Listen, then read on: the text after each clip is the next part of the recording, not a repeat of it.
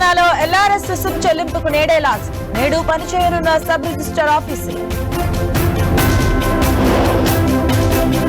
ఏపీలో ఆస్తి పన్నుకు నేటితో ముగియనున్న గడువు. వడ్డీపై 50% రాయితీ ఇచ్చిన ప్రభుత్వం.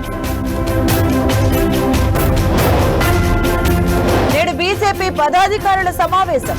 సంస్థాగత వ్యవహారాలపై కిషన్ రెడ్డి దిశానిర్దేశం. మాస్టర్ ప్రవీణ్ డెత్ కేసులో ట్విస్ట్. 3 గంటల పార్కులో విశ్రాంతి తీసుకున్నట్టు నిర్ధారణ.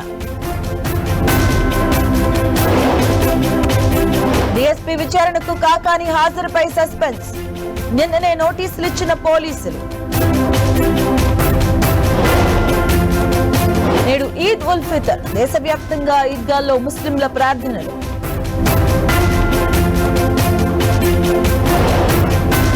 విజయవాడ హైదరాబాద్ హైవేపై టోల్ ఛార్జీల తగ్గింపు. ఇవాళ అర్ధరాత్రి నుంచి తగ్గిన ఛార్జీలు అమలు. ఇరాన్కు డొనాల్డ్ ట్రంప్ వార్నింగ్. అణు ఒప్పందం చేసుకోకుంటే దాడి చేస్తామని హెచ్చరిక. 1700 దాటిన మియన్మార్ భూకంప మృతులు. శిథిలాల కింద ఉన్న వారి కోసం రెస్క్యూ కంటిన్యూ. రూటు మార్చిన అమెరికా అధ్యక్షుడు ట్రంప్. యుక్రెయిన్ లో రక్తపాతానికి పుతిన్ దే బాధ్యత అని కామెంట్. ఐపీఎల్ సీజన్ 18 లో రాజస్థాన్ రాయల్స్ బోని. చెన్నైపై 6 పరుగుల తేడాతో విక్టరీ.